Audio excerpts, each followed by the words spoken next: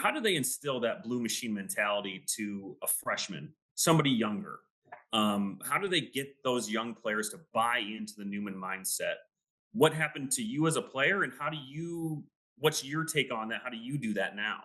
Yeah, I mean, the deal is like it goes back before you're a freshman. When we started playing junior tackle football in fifth grade, you were wearing the jerseys that said Blue Machine. They we had white helmets, so they weren't the blue ones, but you practice right up the hill from the high school practice. Mhm.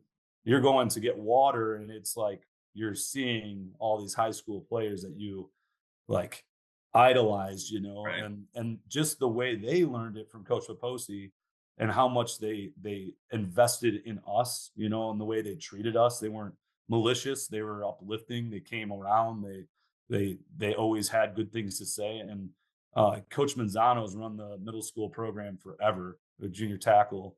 And he's been exactly like Coach Posi at the early stages, and it's just instilled. And then when you come in as somebody, like we had people that come in as a freshman from different programs or whatever it might be, and it's contagious right away. It's like one of those things where you have to do it, otherwise you're not going to fit the mold of it. And it is so like it's so culture rich that it just builds on itself.